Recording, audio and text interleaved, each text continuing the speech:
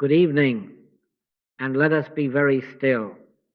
We are dedicating these moments to God and to the power of silence, not to the power of words, not to the effort of thought, but to the quiet presence that is here before a word is formed and after every word has fallen away. We are not come to make something happen. We are not here to bend the universe to our will. We are here to let God be God, to allow the infinite to reveal its own sufficiency in its own way. Be still and know that I am God. If we do nothing more than accept this invitation, if we merely rest our hearts in this holy hush, we will have done enough.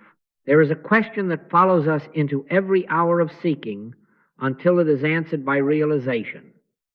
What happens when I stop striving and let God be God? The mind says, do more, say more, figure more.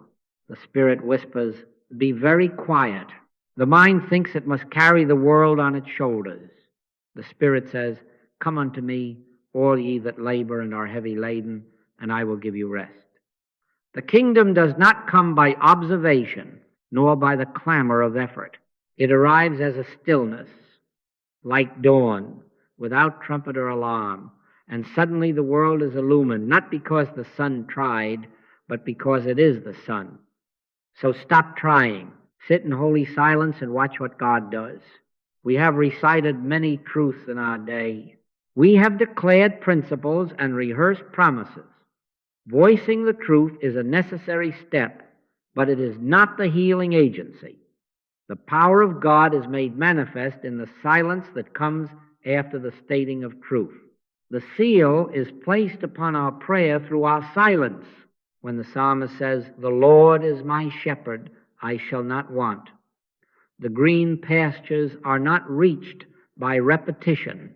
They open in the hush that follows. Not by might nor by power, but by my Spirit, saith the Lord. Therefore, the most radical work we do today is to withdraw our insistence on doing, to relinquish the belief that more effort will produce more God. God is the only power. The more we say it, the more we must also be quiet and let the one power reveal itself. Always remember this. There is no such thing anywhere at any time as a second power. God is the only power. Disease is not a power.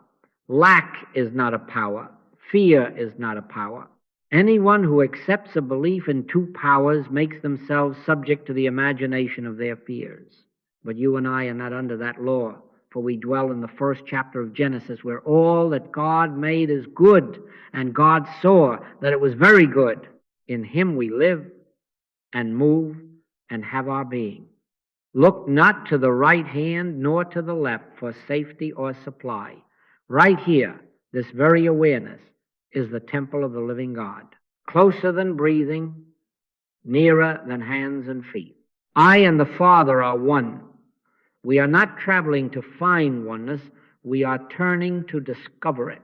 Now then, because our habit has been to struggle, we will practice the opposite. You need not push away your thoughts. You need not decorate your consciousness with many statements. Make, if you will, one simple acknowledgement. God is the only power, and be very still. Let the words dissolve into the silence that holds them. Let the living presence carry them into being. If fear arises, do not wrestle with it. Let it float.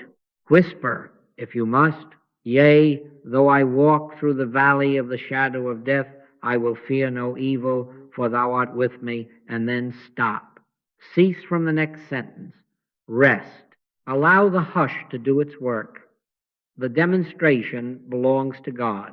We anchor ourselves in what I call promise consciousness, not by argument, but by remembrance. I will never leave you nor forsake you. Not yesterday only, not tomorrow only, but now. Lo, I am with you always, even unto the end of the world. These are not distant assurances. They are present tense facts of being. No weapon that is formed against thee shall prosper. Be not afraid, only believe. Let these be the gentle bells that call you inward, and then retire again into silence. The power is not in the chime, the power is in the sanctuary to which the chime leads. Perhaps you have come with a burden, a body that complains, an account that trembles, a home that sighs. We will not despise these appearances, nor will we bow to them. We will simply refrain from granting them power. God is the only power. Say it once, and then let it be. The Spirit of the Lord is upon me. Say it once, and then let it be. We are not pleading with God to come. We are consenting that God already is. As soon as we cease our mental hammering, the divine activity, which has never paused, becomes evident as peace. Not a manufactured peace, but the peace that passes understanding. It will steal upon you like a fragrance you did not order, like light through shutters you forgot to open, and you will know by the knowing that requires no words.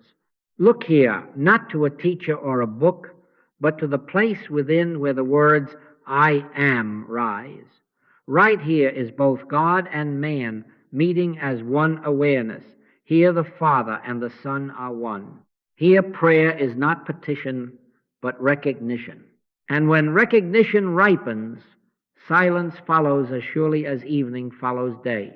In that silence, you are robed in the robe not made with hands. You are clad in the armor of spirit, and the valley of the shadow becomes a corridor of light. This is not poetry. It is practice. It is the simplest thing in the world and the most disregarded because it is so simple. Stop trying. Sit in holy silence and watch what God does. As we enter this hour together, make no outline for God, offer no deadline, bring no blueprint, bring only willingness. Create in me a clean heart, O God. Renew a right spirit within me. Then be very quiet. If a promise comes to mind, receive it. If no words come, receive that also. The infinite does not require our scaffolding. Rest in the assurance that the one who began a good work is faithful to fulfill it. If you notice a softening in the chest, a wider breath, a loosening in the mind, that is the evidence of the inner shift. But even then, do not clutch at it. Simply abide. So this is our charge at the outset. Cease from striving. Lay down the sword of self-effort. Let the waters of anxiety be still enough to reflect the face of God. God is the only power. The power of God is made manifest in the silence. Be very still now. Be not afraid, for the Spirit of God is upon you. I will never leave you nor forsake you. In this holy hush, let God be God. And then, without our outlining, watch what God does. And so it is. Now let us face candidly the reason the mind insists on striving. It imagines an opposing power. Effort is the child of fear, and fear is the child of duality. The very impulse to push, to defend, to manage outcomes, to outthink tomorrow, announces that somewhere within we have conceded that there is a force apart from God that must be handled. That is the root tension. That is the hidden engine behind the restlessness. But hear me gently and clearly. There is no such thing anywhere at any time as an evil force or evil power. God is the only power. The moment that sinks from the mind into the marrow, effort loosens its fist. When the heart ceases to sketch a rival to the infinite, peace is the immediate atmosphere. We have been trained since childhood to grant causation to appearances. A symptom is reported and a verdict is rendered. A headline flashes and panic blooms. A balance lowers and security is pronounced gone. Yet disease is not a power. A germ is not a power. A bank figure is not a power. A calendar is not a power. All of these, in and of themselves, are as powerless to bless or to harm as the letters on a page. In the beginning, God created. And God saw all that he had made, and it was very good. If it is good, it partakes of God. If it is not good, it is not a creation, but a suggestion. The only reason a suggestion stings is because we sign its name in our own consciousness and thereby give it passport. Withdraw your signature and watch how swiftly the sting evaporates into the nothingness from which it came. Consider the child who screams at a toy serpent. The coils are rubber, the fangs are painted, the hiss is only the whisper of imagination. But belief has clothed the toy with terror, and the body responds with pounding heart and trembling knees. The serpent has done nothing. The belief has done everything. Or take the scarecrow in a darkened field, cornstalk, stick, and tattered hat.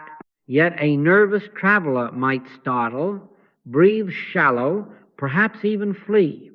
Not because the scarecrow has power, but because the image met a credulous mind. So it is with every looming figure that confronts us in the alleyways of sense. Appearances have no causative agency in themselves. They are as theatrically convincing as stage thunder, made of sheets of tin behind the curtain. The noise is real, the sky is untouched. Judge not according to appearance, but judge righteous judgment. Now then, why does effort breed fear? Because effort reinforces the lie.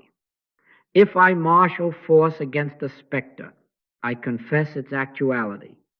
If I arrange my days around avoiding a second power, I enthrone it, not by might, nor by power, but by my spirit, saith the Lord. Striving is the tacit worship of what we dread. Rest is the recognition of what is true. The more we whirl, the more the room spins. The more we clutch, the more the thing imagined seems to demand our clutching. But as you look steadily into the heart of God and say within yourself, God is the only power, something unclamps. The wheel slows, breath returns. The mind, which had been manufacturing enemies for its own defense to conquer, finds it has nothing left to prop and nothing left to push. Fear starves when the second power is denied. Do not mistake this denial for a contest with conditions. We are not arguing with the weather, nor are we shaming ourselves for a human reaction. We are simply declining to assign causation where there is none. If a wave rise, let it rise. If a thought chatters, let it chatter. You and I are not in the wave. We are in the ocean. We do not live at the mercy of gusts. We live under the everlasting arm. Be not afraid, only believe. Be not afraid, for the Spirit of God is upon me. Let that be your quieting refrain. Do not use it as a club to beat back sensation. Use it as a bell that calls you to sanctuary. After you have said it once, go into the sanctuary. Be very still. A student once came to me trembling about a diagnosis. Their phrases were all sharp edges, stage, spread, prognosis. I did not wrestle with those words. I said very softly, God is the only power. Disease is not a power. I asked them to sit beside me and put their attention not on the body, not on the report, but on the presence that is closer than breathing, nearer than hands and feet. We let the words fall once or twice. No weapon that is formed against thee shall prosper. I will never leave you nor forsake you. And then we were silent. In 5 minutes, maybe less, the lines of the face softened as if a hard mask had been warmed by sunlight. Nothing was conquered. No battle took place. A toy serpent had been set back on the shelf where it belonged. The power of God was made manifest in the silence that followed the stating of truth. You see, denial is not the end. It is the clearing of the field. It is the unmasking of the second power so that the one may be evident. When we say there is no second power anywhere, we are not whistling in the dark. We are opening the shutters in a bright noon. We are making room for realized presence. The denial places our conscious attention back on the foundation where it has always rested. Though we forgot, In him we live and move and have our being. From that ground, assurance begins to grow on its own roots. You do not whip assurance into being. You witness it arising like sap in spring. So practice this gently. When the next fear presents itself, an appointment, a conversation, a bill pause, before you pick up the sword of analysis, whisper, if you must, one or two sentences that expose the lie of dual power. God is the only power. There is no such thing anywhere at any time as an evil force or evil power. Disease is not a power. Lack is not a power. Then stop. Yield your mind to silence. Do not outline. Do not bargain. Sit in quietness, in stillness, in confidence. Let the denial loosen the habit of grasping until there is space enough for the holy to be felt. And it will be felt first as peace, then as assurance, and then as the gentle suggestion of what, if anything, to do next. The activity of God does not shout. It inclines, it lightens, it opens. Yea, though I walk through the valley of the shadow of death, I will fear no evil, for thou art with me. Remember, it is a shadow. Shadows lengthen near evening and vanish at noon. No weapon that is formed against thee shall prosper. Remember, a weapon formed is still a thing. God is the one who is being. I will never leave you nor forsake you. Remember, companionship is not occasionally granted. It is the very nature of your life. Let these promises be your remembered lights, but after each light, close your eyes and let the light itself fill the room. The seal is placed on the treatment through our silence. This is how freedom begins. The moment we cease attributing power to anything but God, not tomorrow, not after you have perfected a technique, but now, in this breath, by withdrawing your belief from a second force and resting in the one, we are not trying to get God to act. We are letting God be God where we are. This right here is the temple of the living God. I and the Father are one. As this recognition deepens, you will notice that the compulsion to strive drains away as naturally as a tide going out, and fear, having lost its food, cannot linger. Be not afraid. Be very still. Let the denial open the way, and then, in the holy hush, watch what God does, and so it is. Now, in this holy hush, let us receive the simplest and most radical revelation. Oneness is not attained, it is discovered. I and the Father are one. This is not poetry, not metaphor, not wishful thinking. It is the present fact of being. It does not become true when you are good enough, learned enough, or disciplined enough. It is true because God is the only being, and the life you call mine is the life of God expressing itself as individual consciousness. You are not a branch cut off pleading for sap. You are the vine life appearing as a branch. I am the vine, ye are the branches. The life of the vine is the life of the branch. You see, oneness is not two made agreeable, it is one realized. Look up here, right where you are, without the movement of a muscle, without the climb of a thought. This is the temple of the living God, closer than breathing, nearer than hands and feet. The indwelling is your very breath, your very heartbeat, the awareness by which you know you are. I cannot go anywhere and leave it behind, nor can I go anywhere to find it. Where would I travel to depart from omnipresence? Where would I knock to obtain what is already the door, the house, and the dweller within? The kingdom of God is within you. If that is so, and it is, then the days of pilgrimage for presence are over. Henceforth, our movement is not geographical but spiritual, not distance but direction, a turning, not a traveling. There is a repentance the scriptures speak of that is not sorrow but a change of mind, a holy turning. We turn from object to source, from appearance to essence, from effect to cause. We do not run out to fetch God as if God were a far-off fire. We turn and discover the fire that burns without consuming in the midst of our own being. Moses needed only turn aside to see the bush that burned. You and I need only turn within to behold that I am abides. Not someday, now, always now. Lo, I am with you always, even unto the end of the world. The end of the world is not your horizon, it is the end of your sense of separation. Then the quiet assurance rises, not from outside, but from the very core of you. I will never leave you nor forsake you. Let these promises be present tense speech in you. Do not send them into a tomorrow to be cashed later like a promissory note. Hear them now as the voice of your own life. In Him we live and move and have our being.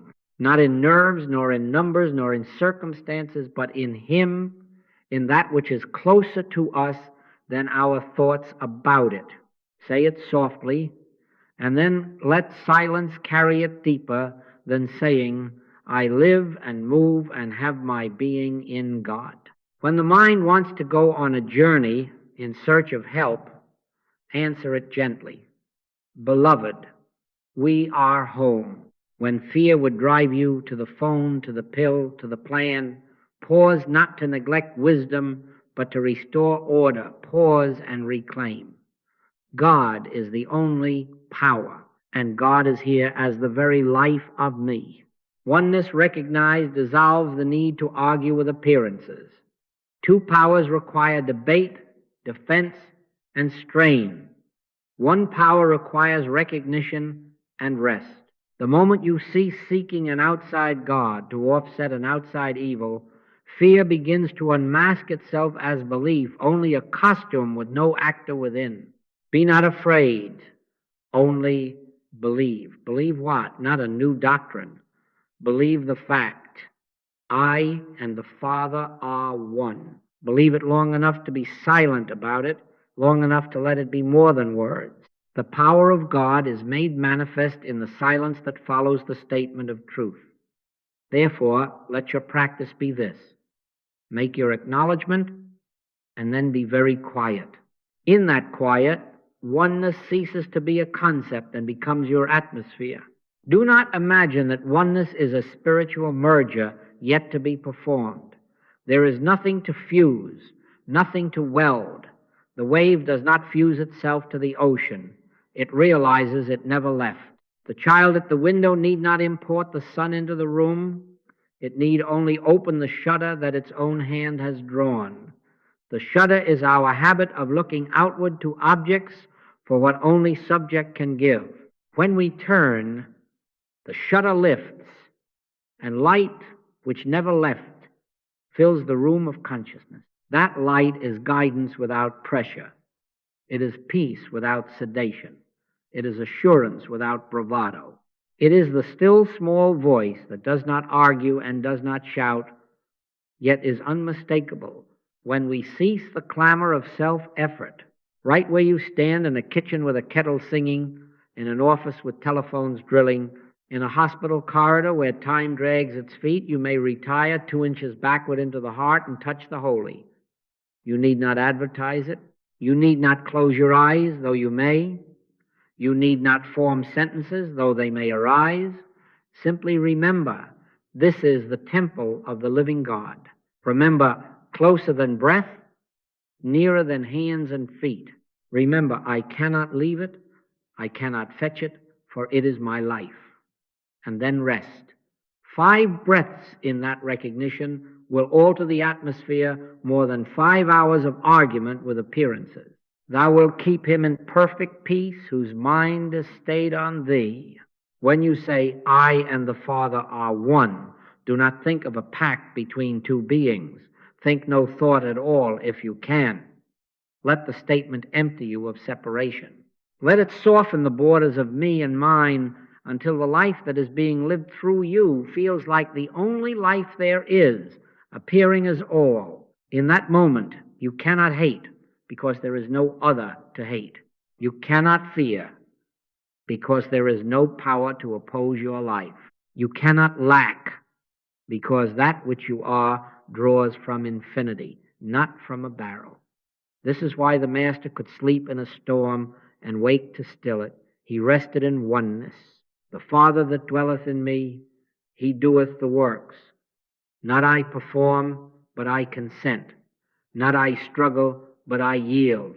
And in yielding, the works appear. Let us be practical. You will forget. The old habit of traveling outward will call you.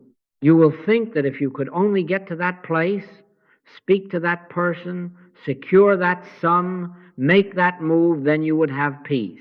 When you notice it, smile as one who hears a distant echo of an old song, and turn. One breath will do.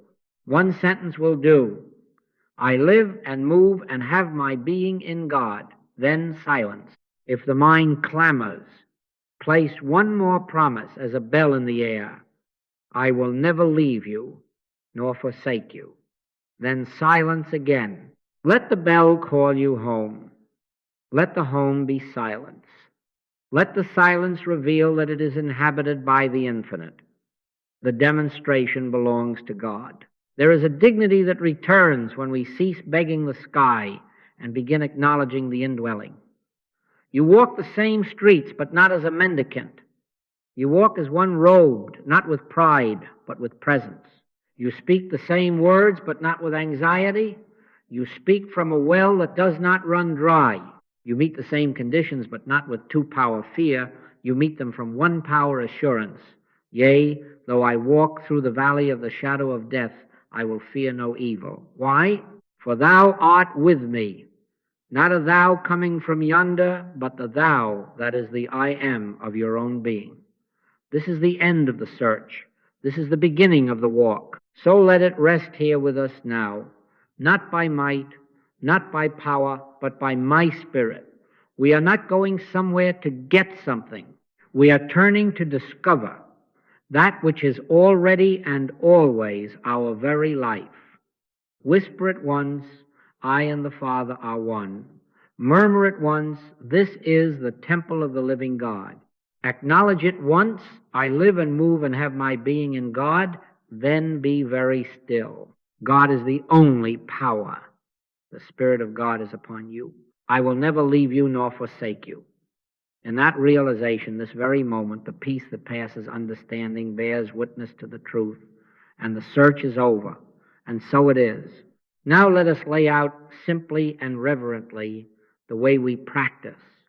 We do not heap up words, nor do we turn silence into another project. We follow a holy sequence that has been given to still the mind, to anchor the heart, and to open the sanctuary of awareness where God's own activity is evident. It is threefold.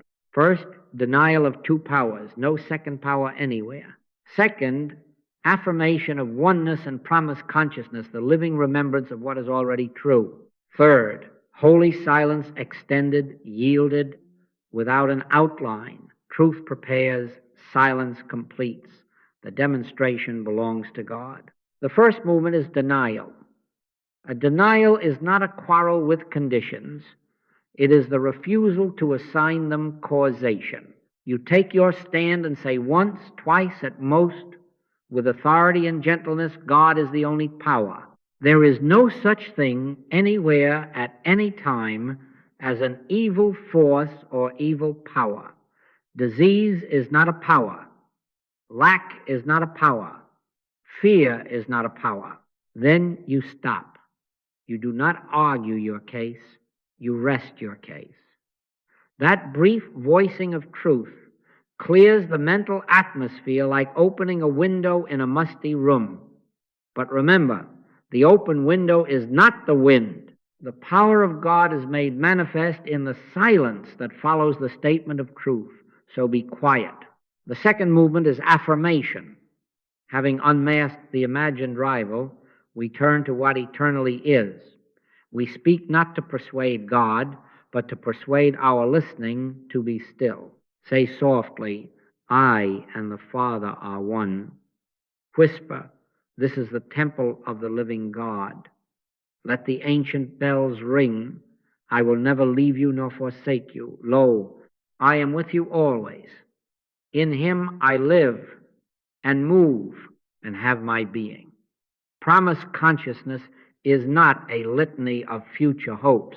It is present tense recognition. After each few words, close the lips of thought. Be still and know that I am God.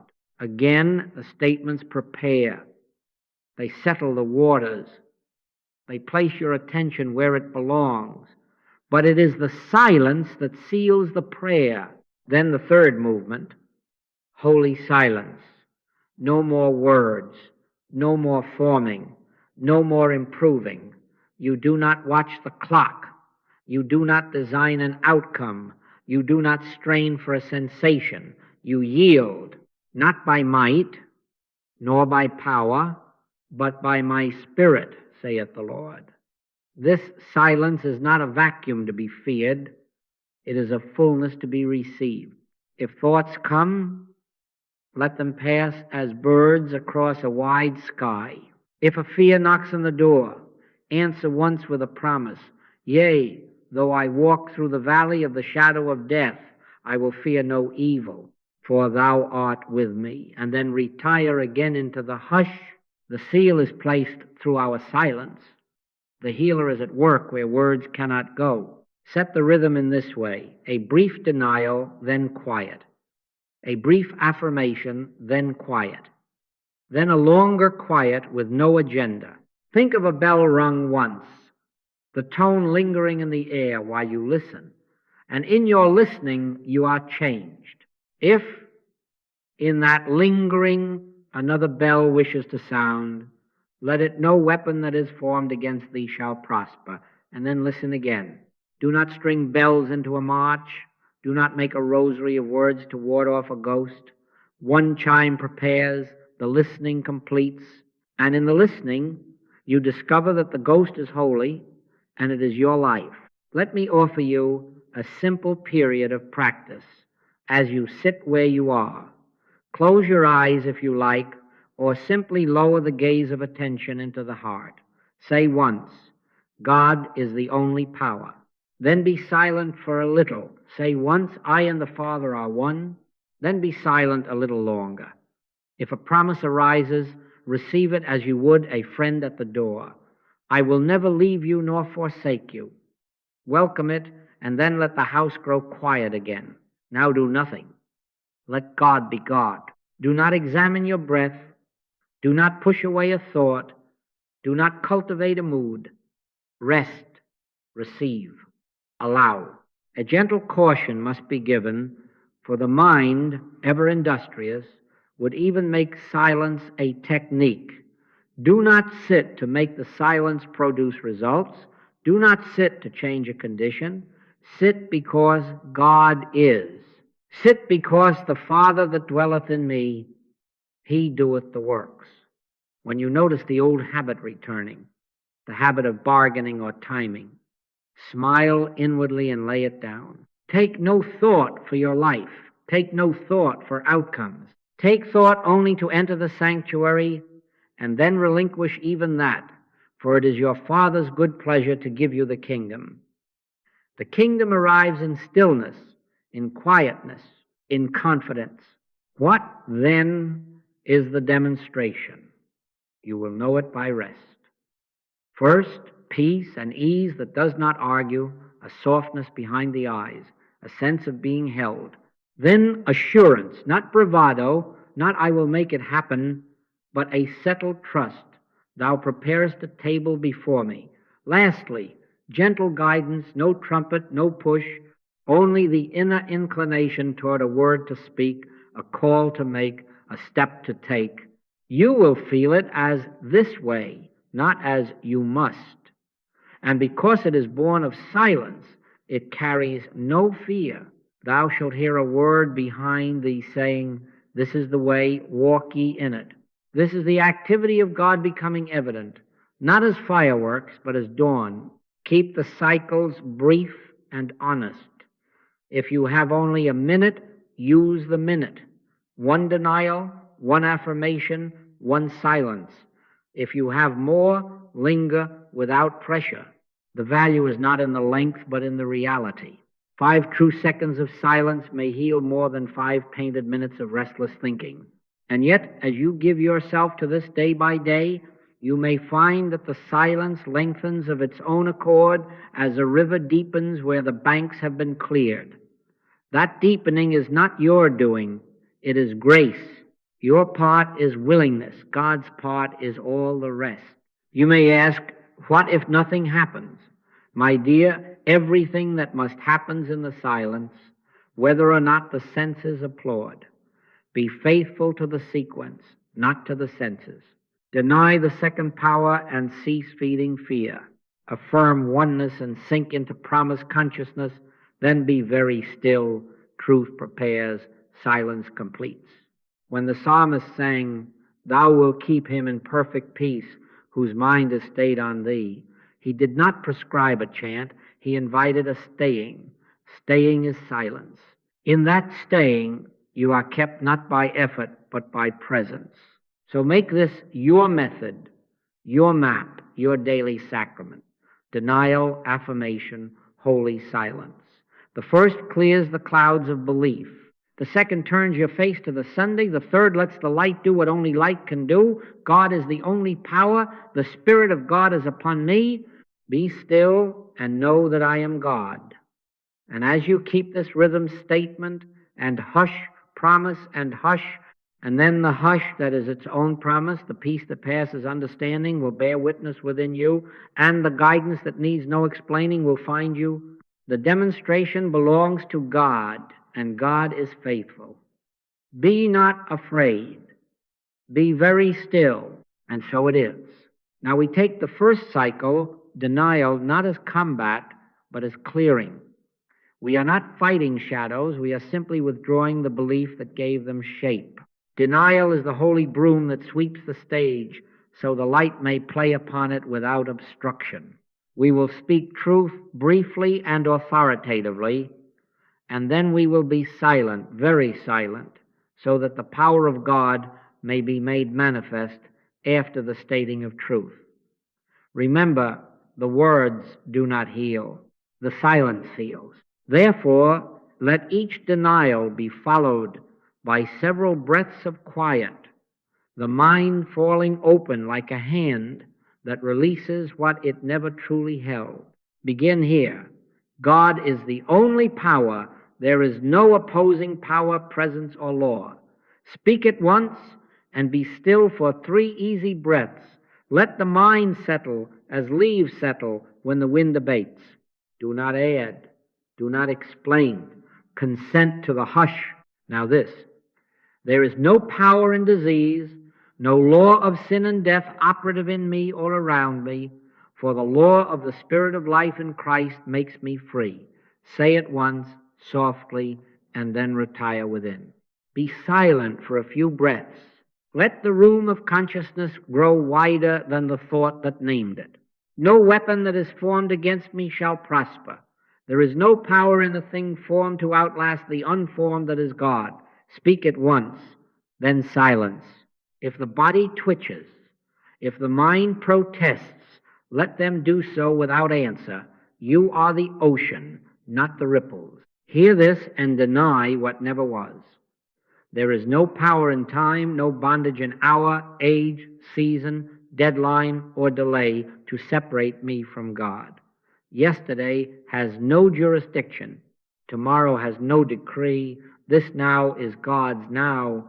Say it and be very still. 3 breaths, 4 if you wish. The clock can tick. It cannot command. There is no power in place or distance to divide me from the indwelling.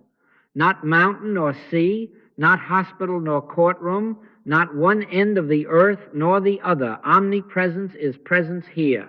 Whisper it once, and let the whisper dissolve into quiet.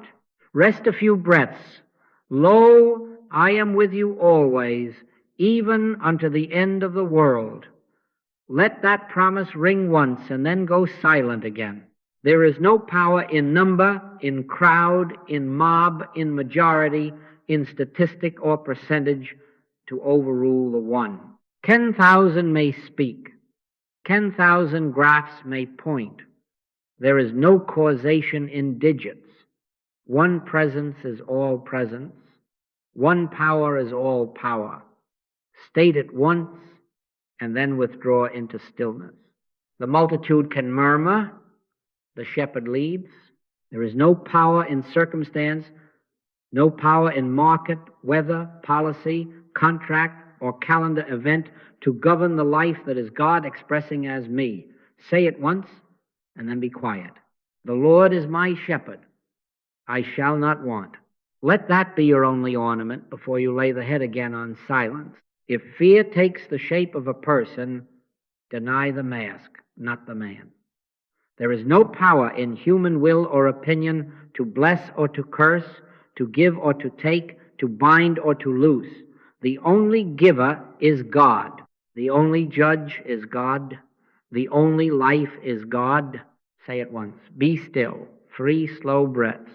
The Spirit of the Lord is upon me. If fear takes the shape of a report, a label, a name, deny the crown you placed upon it. There is no power in a word on paper, in a verdict on a screen, in a tone on a phone, to create or to destroy. Only God is cause. Only God is law. Only God is life. Speak it once, then silence. Let the breath do the rest.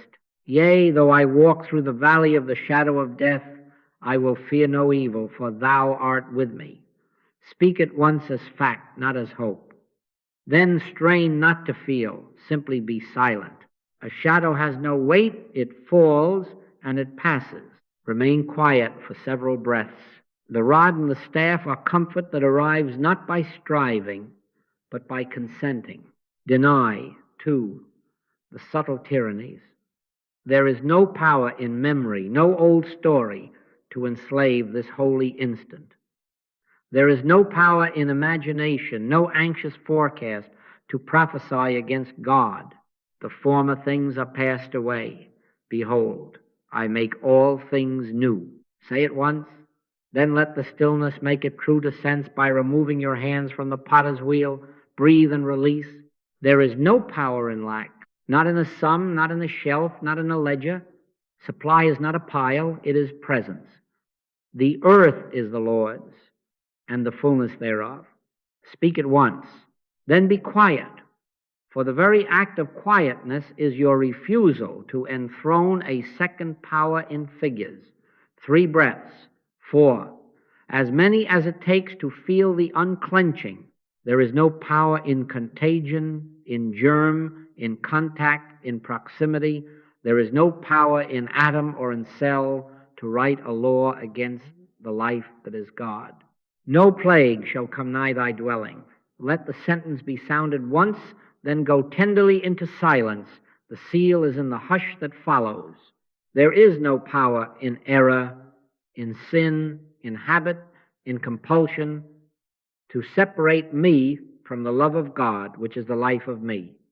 Nothing can separate me, neither height nor depth, nor any other creature. Speak it once. Then be very still. The bonds fall away where you cease to pick at them. Now, if the mind wants to gather these denials into a stack and wave them like a flag, smile and set the flag down. Denial is not a parade. It is a pause. 2 or 3 statements enough to disclose the unreality of a second power, and then the true work, silence. There, fear begins to loosen because it has lost its food, your belief. There, space appears, the holy space, in which the activity of God becomes evident as peace, as assurance, as the gentle inward inclination that needs no argument. Let us walk a few steps together in practice. Quietly, within, say, God is the only power. Then be very still. Listen without listening. Rest for several breaths. Next, say, there is no power in time, crowd, distance, nor circumstance to separate me from God. Then again, no more words. Be silent for several breaths. Now say, no weapon that is formed against me shall prosper. And once more, retire into the inner sanctuary and let the presence be presence without your help. Finally say, yea, though I walk through the valley of the shadow of death, I will fear no evil, for thou art with me. Lay the staff down in silence. Rest.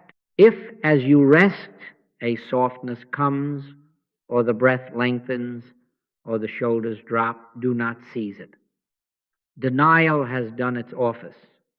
The field is cleared. Let God be God. If nothing seems to occur, be not dismayed. The very refusal to bow to a second power is the loosening. The very silence is the sign. Do this often, not anxiously, but faithfully. A few firm denials, and then the holy hush. We are not making something happen, we are ceasing to make nothing happen. In the space that opens, the infinite, which never ceased, its activity becomes palpable as peace. God is the only power. Be very still now. And so it is. Now we come to the second movement, the holy affirming. Having unmasked the false claim of two powers, we turn not to persuade God, but to anchor our listening in what already and always is. Affirmation is not the mind's attempt to add something, it is consciousness consenting to truth. It is a bowing, a clothing, a resting. We do not heap up phrases. We place a few living words upon the altar of awareness, and then we are very quiet, for it is the silence that lets those words descend from lips to life. Begin at the center. Say only once, with simplicity and sanctity, I and the Father are one. Then close the inner lips. Be still a few moments. Let that truth clothe you from within, not as a sentence remembered, but as a presence realized. If the mind rushes to explain or to measure, smile gently and return to the hush. The power of God is made manifest in the silence that follows the statement of truth. Now personalize presence in the way the heart understands. Look up here. Right here is both God and man. Wherever I am, the presence and power of God is with me. Say it softly. Then stop. No outlining, no grasping, only the warm, quiet recognition. Closer than breath, nearer than hands and feet. Let the words dissolve into felt assurance until the atmosphere itself seems gentled, as if a window has been opened in a close room and fresh air has entered of its own accord. Let your identity be robed as what it is in God. Whisper within, I am robed in the robe of spirit, clad in the armor of light. This is not a shield against an enemy, for there is no second power. It is the acknowledging of holiness, the garment of being that cannot be torn, stained, or taken. Say it, feel it, and then be silent. Sit for a few breaths, letting the robe be the atmosphere of you, the armor be the quiet radiance that goes before you and behind you and rests upon you. Now we draw the promises living and sure into present awareness, not as hopes, but as facts of life. I will never leave you nor forsake you. Let it be said as if your own life was speaking in your own voice. Then do not say another word. Abide a little in that companionship. Let it steady the hands, soften the brow, enlarge the chest with an unprovoked ease. When the ease is felt, or even when it is not, let the next bell ring. Lo, I am with you unto the end of the world.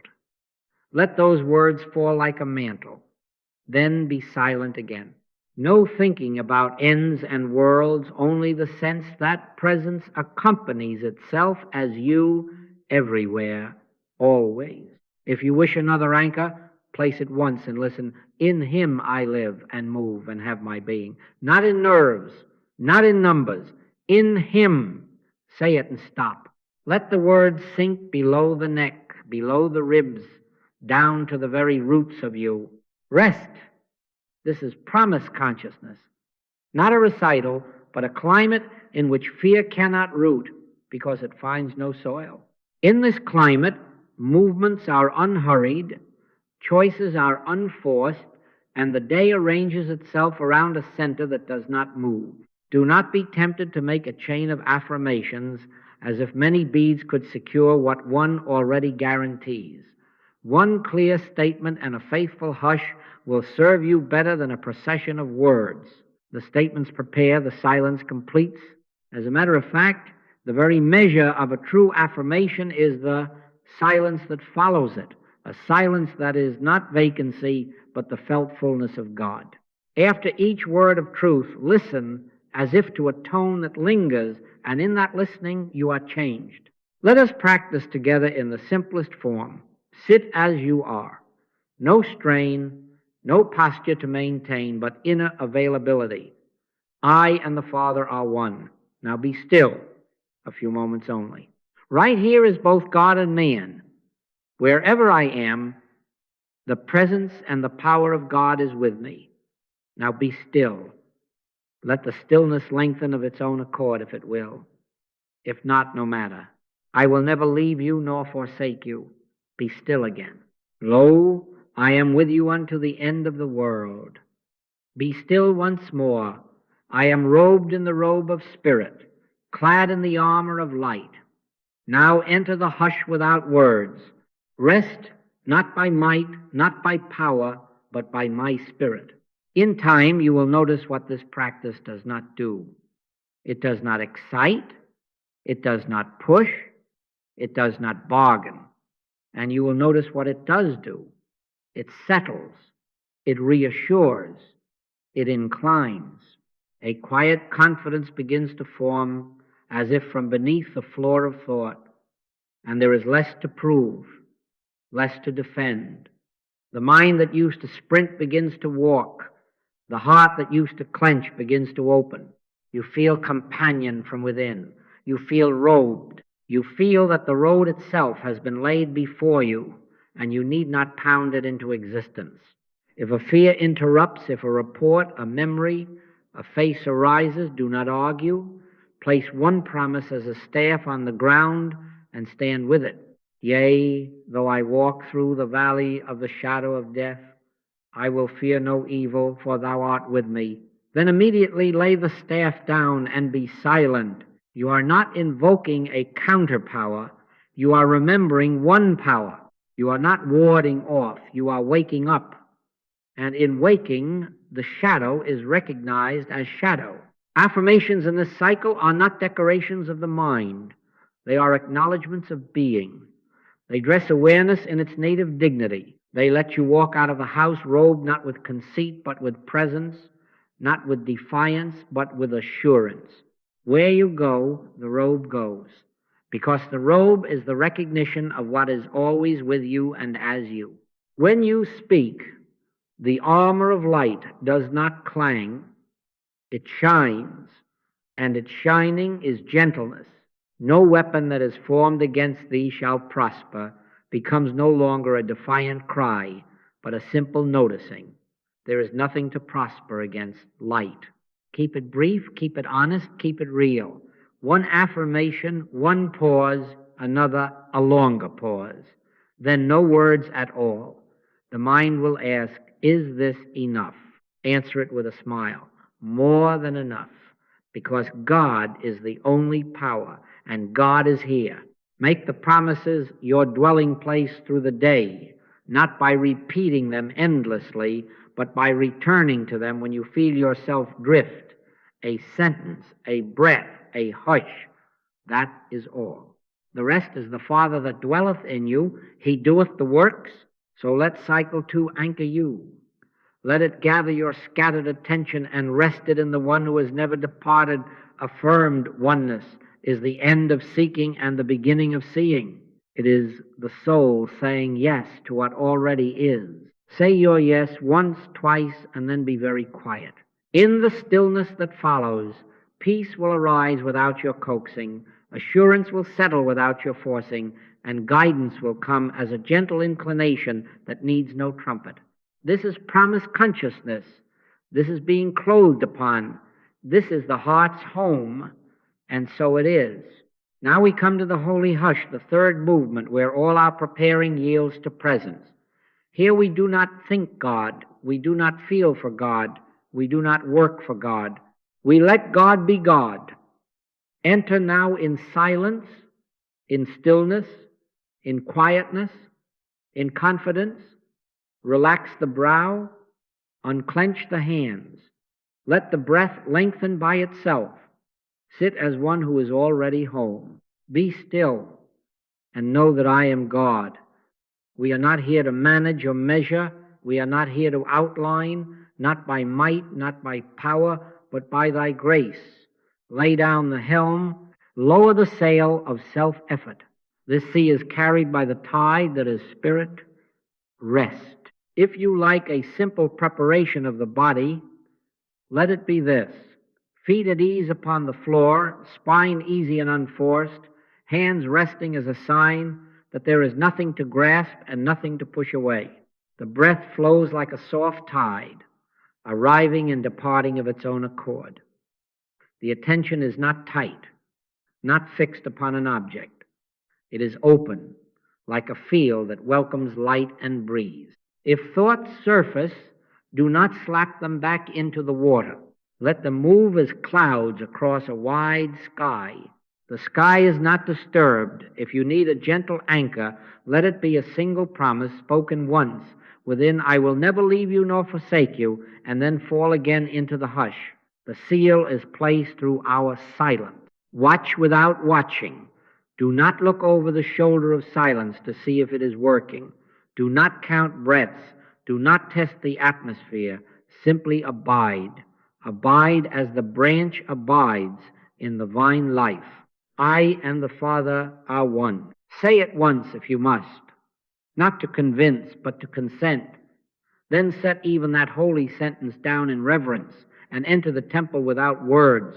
This is the temple of the living God, right here, closer than breathing, nearer than hands and feet. Remain long enough for the restless surface mind to settle beneath words. In returning and rest shall ye be saved.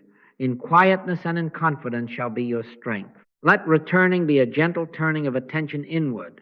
Let rest be the closing of the book of question. Should a fear knock at the door with a mask of urgency, bow to it once with truth, no weapon that is formed against me shall prosper, and then retire again into the sanctuary. We are not fighting shadows. The only fight is the relinquishment of fighting. The work is consent. The prayer is presence. The healing agency is silence. Hear the Father that dwelleth in me. He doeth the works. Hear the activity of God, unseen, unoutlined by the mind, becomes evident as peace that requires no proof, as assurance that does not shout, as guidance that is more inclination than instruction. But even now do not reach for signs. If warmth comes, let it come and go. If stillness deepens, do not name it. If nothing at all seems to occur, rejoice, for you have ceased meddling. The very silence is the sign. Take care not to slip the old habit of managing into new roads. We are not timing grace. We are not staging a demonstration. We are not bargaining, I will be still if the result appears. We are simply being still. Stand still and see the salvation of the Lord. Seeing is not peeking through the fingers to catch the miracle in the act. Seeing is the inward recognition that God is the only power and that this now is God's now. What form that takes is none of our business. Our business is to let the heart be quiet and the will be soft. Thy will be done. Not resignation to fate, but recognition of the perfect activity forever unfolding where we cease to interfere. If you find yourself drifting into reverie, do not chide. Chiding is noise. Smile inwardly and return to bare awareness like a bird returning to its branch.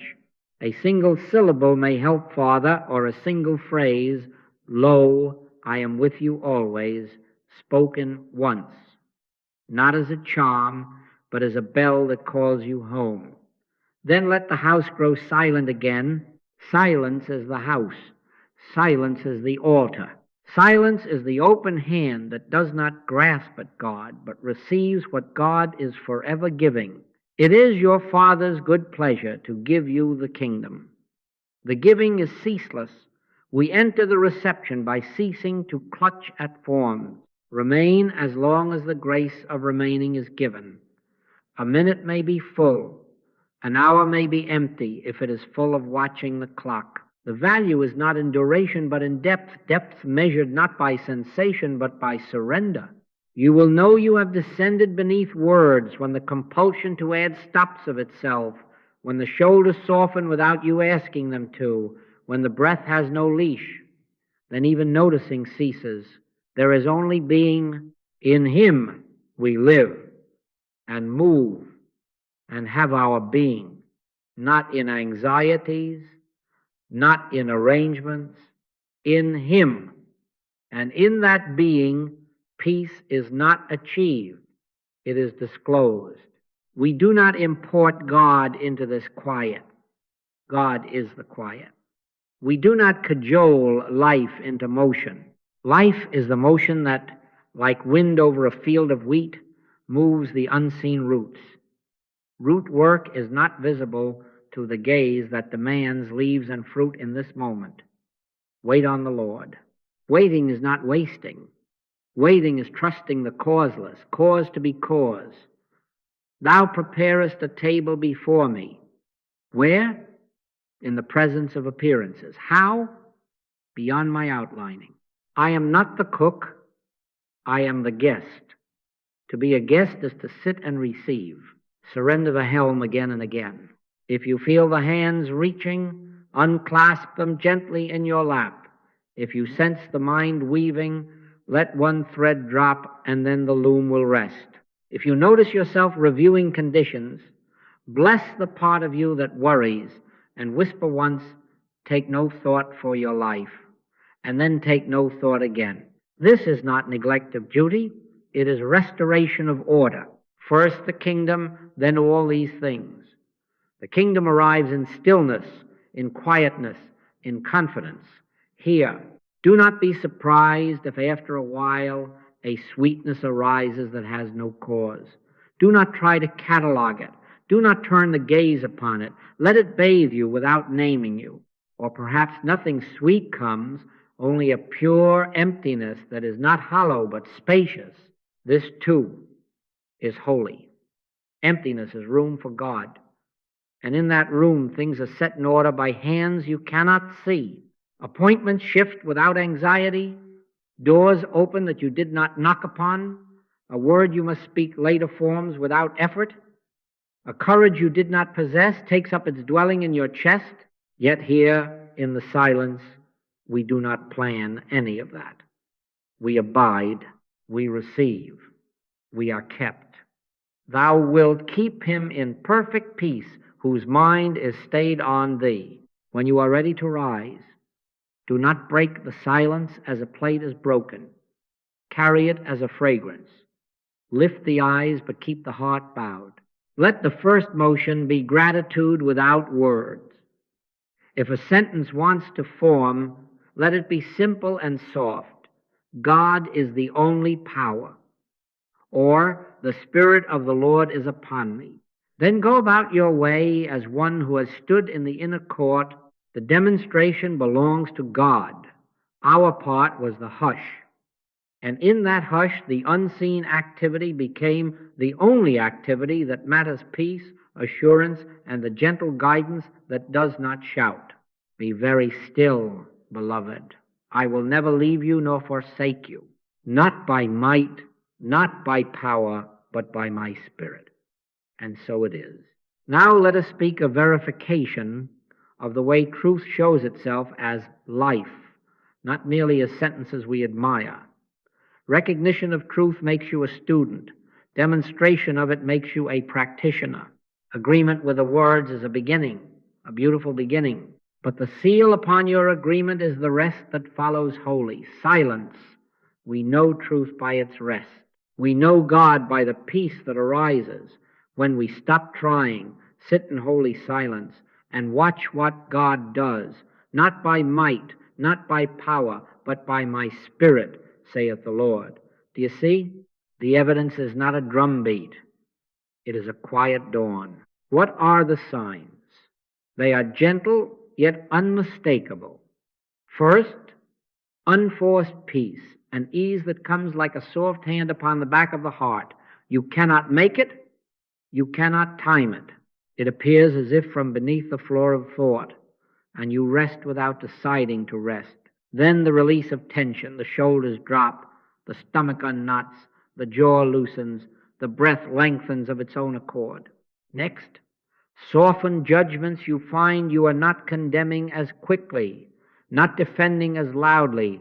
The edges round, the eyes grow kind. And then quiet guidance, no trumpet, no push, simply a word behind thee saying, this is the way, walk ye in it, a phrase to speak, a call to make, a silence to keep.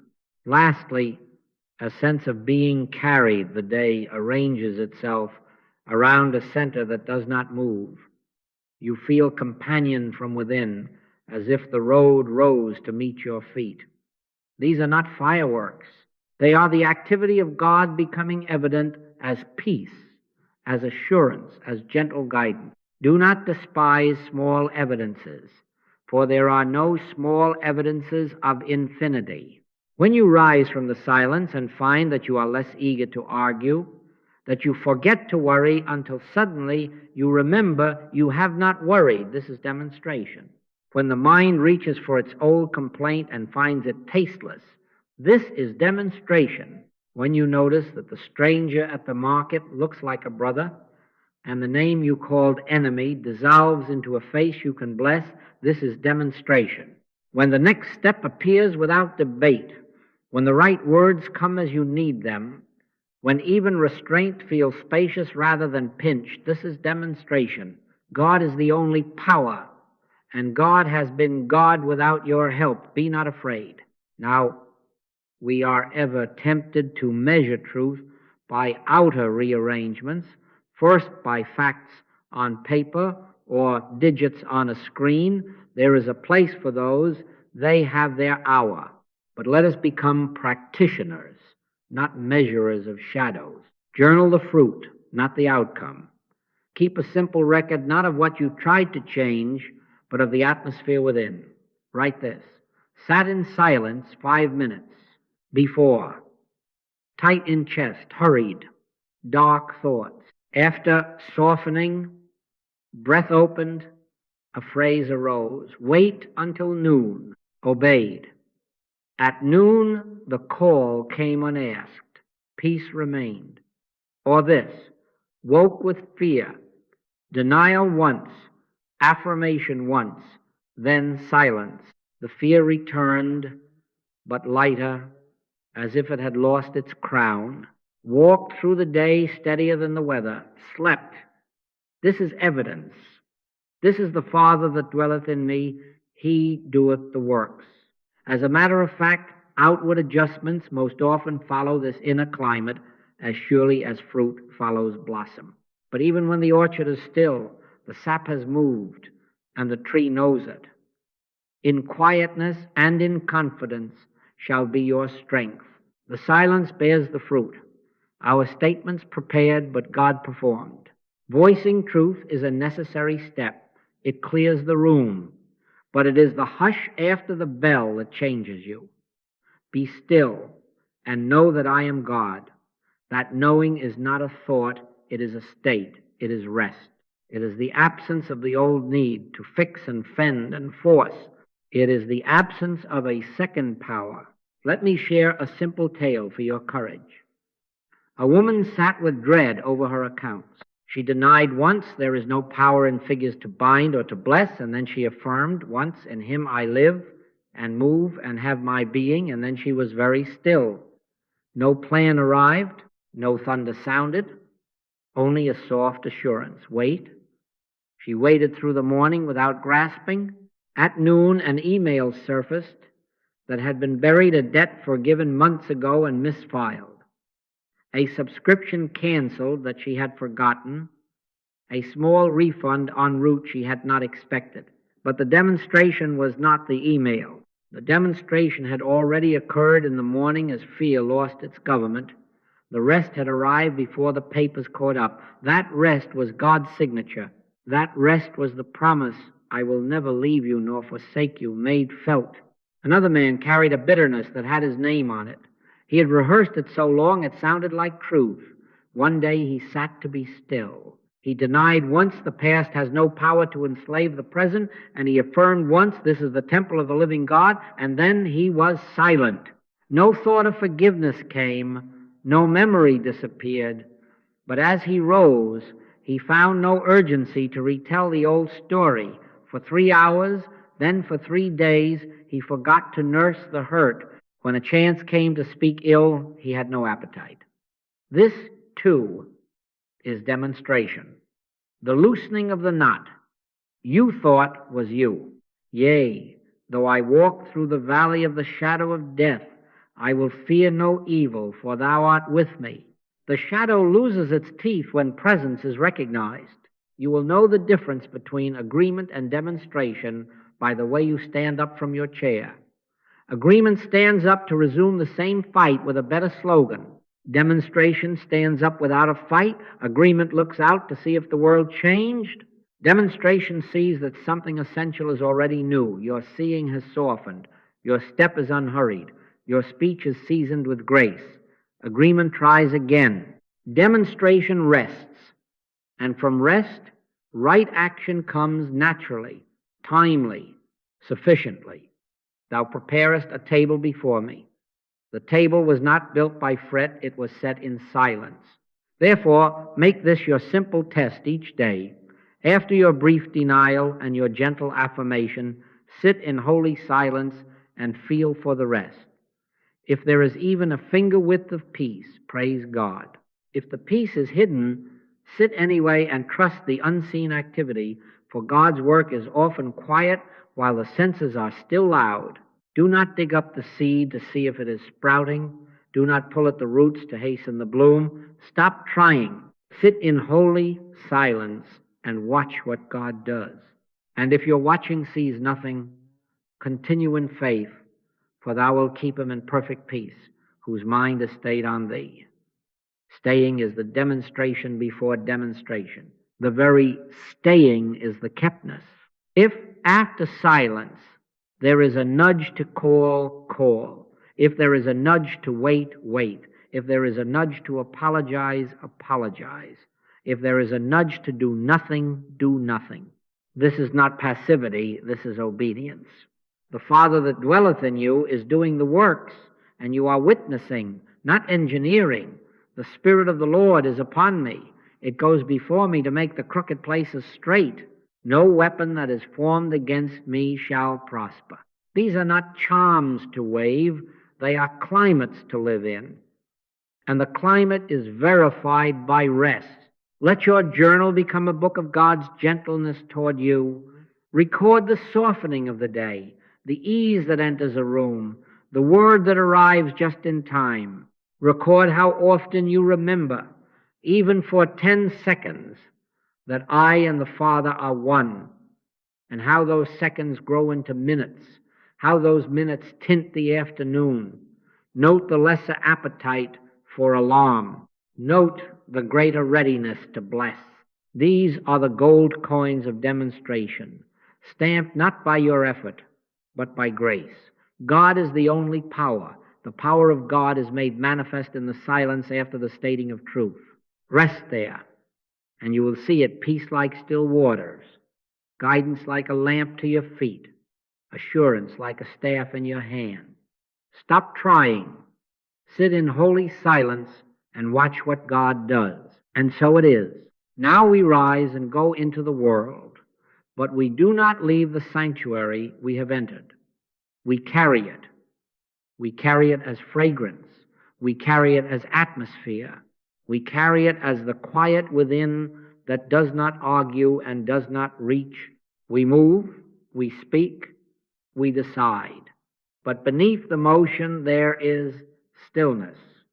Beneath the words there is silence. Beneath the choosing there is the quiet assent to thy will be done. This is our way of walking the earth, not as ones exposed and anxious, but as those who have discovered that right here is both God and man, that I and the Father are one, and that oneness can be lived in the marketplace as surely as in the prayer chair. Make of this a daily discipline, beloved, never neglecting a day, not by compulsion, but by holy habit.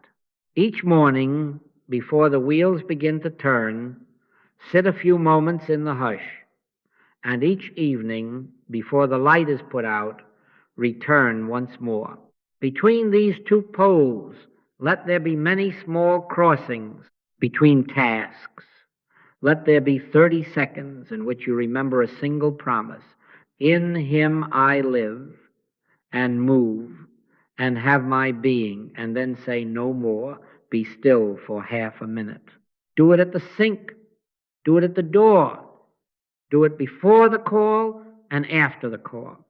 We are not adding something to the day. We are letting God be God in the day. The words prepare, the silence completes. The power of God is made manifest in the silence that follows the remembering of truth. Now, as you go, let identity be properly clothed. This is the temple of the living God, not the cathedral you visit, but the life you are. Walk as temple, move as robe and armor of spirit. Whisper once within, I am robed in the robe of spirit, clad in the armor of light, and then proceed without defense, for there is no second power to resist. God is the only power. You will notice that shoulders do not hitch so quickly, that speech does not hurry so loudly, that the eyes become kinder without an effort to be kind. This is not role-playing. This is recognition. The robe is not for show. It is interior acknowledging. The armor is not for combat. It is the shine of what cannot be harmed. You will meet the appearances of the hour, headlines that startle, deadlines that press, symptoms that argue. Meet them as temple meets weather, without panic, without denial of the sky. Pause for one breath, 2 breaths. Be not afraid. The Spirit of the Lord is upon me. Say it once. Then be still 30 seconds. Let the hush spread like oil upon troubled water. If a denial is needed, let it be brief and tender. There is no second power anywhere. Then again stop. The demonstration is not born of your resistance. It is born of your relinquishment.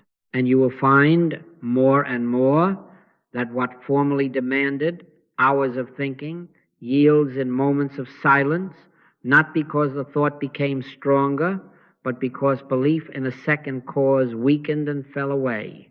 Adopt small bells for your remembrance, the turning of a doorknob, the chime of a message, the red light at the crossing. Let these be your calls to enter for 30 seconds the interior chapel. No fanfare, no posture, only a sentence and the hush that follows it. I will never leave you nor forsake you. Or, lo, I am with you always. Or simply, Father. Then let the breath lengthen by itself and the will rest.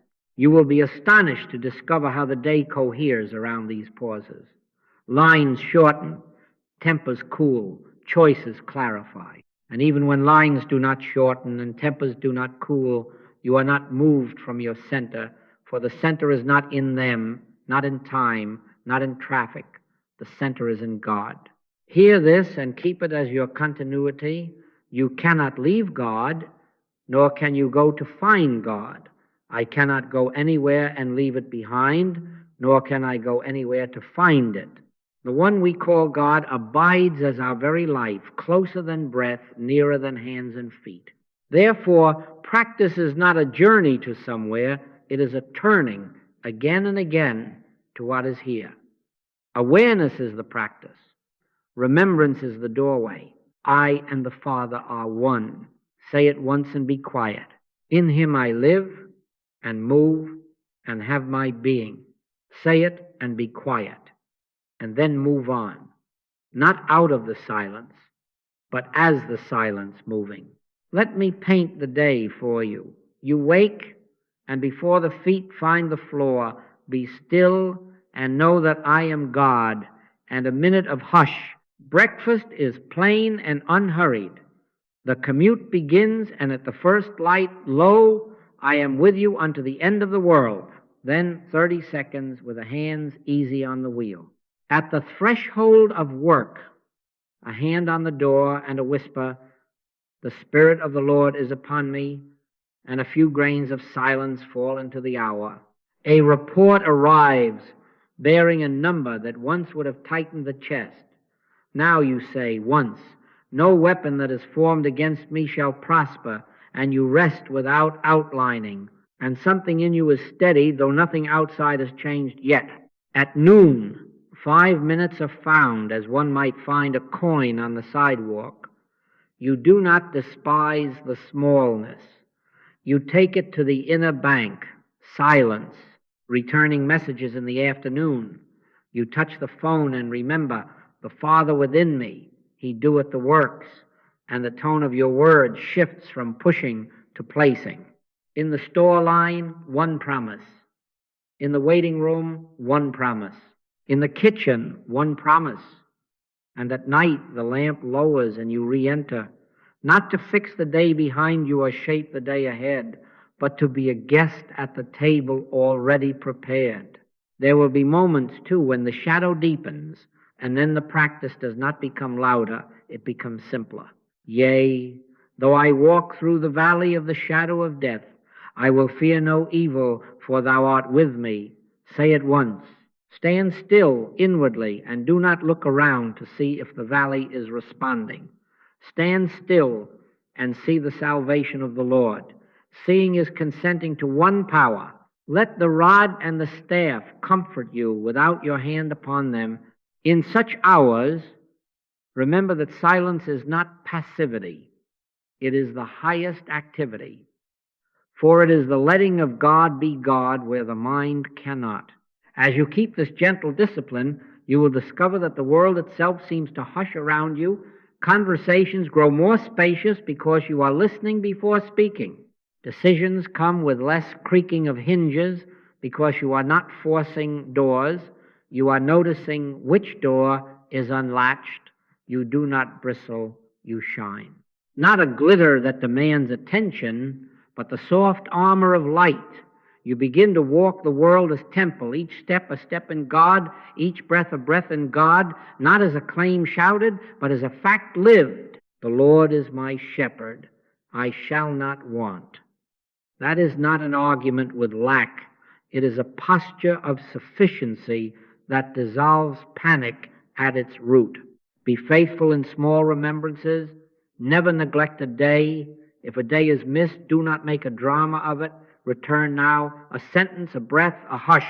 Cast this bread upon the waters, and it will return, peace returning as an inexplicable ease, assurance returning as a lightness of step, guidance returning as a gentle inclination that needs no trumpet. It is your Father's good pleasure to give you the kingdom. The giving is constant. The receiving is our steady, quiet yes repeated through the day. So we go, not by might, not by power, but by His Spirit. God is the only power. We live and move and have our being in God. We carry the silence as our sanctuary, as our robe, as our lamp, and wherever we are, the promise abides. I will never leave you nor forsake you. Let that be the refrain. Beneath your errands and your labor, beneath your resting and your rising, until the day itself becomes the temple and your walk becomes prayer without words. And so it is. Beloved, we have walked together from the noise of effort and the shadow of fear into the clear air of denial, into the warm robe of affirmation, and at last into the holy silence where God proves Himself God. We have seen that freedom begins the instant we cease attributing power to anything but God. We have felt that oneness is not attained by travel, but discovered by turning the one we seek abides within as our very life.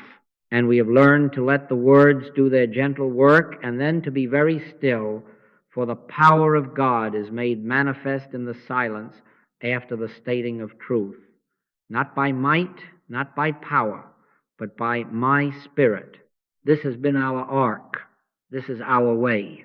Rest from striving. Be very still. Watch what God does. So let the promises seal us now. Hear them not as yesterday's scripture, but as the voice of your own life, speaking to you, in you, as you. I will never leave you, nor forsake you. Say it once within, and then listen as if the floor of fear were dropping away. Lo, I am with you unto the end of the world. Let that presence fall about you like a mantle that no wind can take. No weapon that is formed against thee shall prosper. How could it, when there is no second power? Yea, though I walk through the valley of the shadow of death, I will fear no evil, for thou art with me. The shadow is not a power. God is the only power. Be still and know that I am God. In that stillness, knowledge ripens into realization. The Spirit of the Lord is upon me, not as a future event, but as a present climate. Remember these as you would the sound of your name, and then be very quiet. The seal is placed through our silence. Carry this into your day as a simple and faithful practice. One brief denial to clear away the dream of two powers. One gentle affirmation to robe your awareness in oneness and promise. Then holy silence, longer than your words, deeper than your plans, free of bargaining and free of clocks. A sentence, a breath, a hush, that is all. The statements prepare, the silence completes. Let the Father that dwelleth in you do the works. Let God demonstrate his allness without your outlining. If a nudge is given, obey. If no nudge is given, rest. Your obedience is not striving, it is the natural movement of a branch in the vine life. Each day, each small practice anchors you again in the truth that God is the only power, and that you live and move and have your being in him. Go, then, not as a seeker, but as the found. Go as a portable sanctuary. This is the temple of the living God. Wherever you are is holy ground, not by the geography of earth, but by the geography of awareness. Walk robed in the robe of spirit, clad in the armor of light. This is not a costume for combat. It is the acknowledgement that love is your atmosphere and life is your safety. In this robe, you do not harden, you soften. In this armor, you do not strike, you shine. The world will feel this as gentleness, as a lack of hurry, as a quiet word spoken in season. And you will feel it as assurance that does not need to announce itself. Peace, assurance, gentle guidance. This is the evidence that the silence is still doing its work while you move through the hours. If fear rises, do not argue. Deny once there is no second power anywhere, and let the old idol fall back into dust. Affirm once, I and the Father are one, or I will never leave you nor forsake you, and then enter the hush once more. Stand still and see the salvation of the Lord. Seeing is consenting to reality. It is not peeking to catch a sign. And if you meet a crossroads, the word behind you will speak softly. This is the way. Walk ye in it. Follow without strain. Turn without self-congratulation. Wait without fret. First the kingdom, and then all these things are added, not by your demand, but by grace's order, by love's law, by the activity of God functioning as your life. Make of your days a liturgy of small returnings. Before the call, one denial, one promise, a little silence. Before the meal, one promise, a little silence. At the door, a breath of hush, and then step out robed. In the disturbance, a brief denial of a second power, a brief remembrance of oneness, and again the hush. This is how the climate of your inner life overcomes the weather of appearances. This is how the mind, once trained to strive, is re-educated into trust. This is how your house becomes calm and your speech becomes clean and your hours are arranged by a wisdom that wastes nothing and hurries no one. And now receive this blessing as a charge carried in quiet. Be not afraid. The Spirit of God is upon you. God is the only power. God goes before you to make the crooked places straight. God prepares a table before you where you least expected comfort. God anoints your head with oil until the necessary thing overflows into the next necessary thing. Goodness and mercy shall follow you all the days of your life, not as reward for labor, but as the nature of life lived from life. When you forget, you are not forsaken. When you remember, you will smile at how near the nearness has always been. Closer than breath, nearer than hands and feet, the presence lives itself as you. I thank you for your attention, for your willingness to rest from the ancient struggle and to prove God by silence. Take this hush with you. Do not let it shatter as you rise. Let it travel with your movements, unbroken, like light upon water. Each morning, give God these moments, the 3-cycle practice, the simple promises, the longer silence, and then watch with gratitude but without strain what God does with your day. If you see nothing, be at peace. Much grows beneath the soil. If you see a little one softened word, one delayed complaint, one wise restraint, give thanks and go on in quietness and in confidence. He will never leave you nor forsake you. Lo, he is with you unto the end of the world. No weapon formed against you shall prosper. Be still and know until we meet again. Keep the silence and let it keep you. Rest from striving. Be very still. And each day, watch what God does. The demonstration belongs to God. The peace is His. The assurance is His. The guidance is His, made evident without your effort in the holy hush where oneness is realized. And so it is.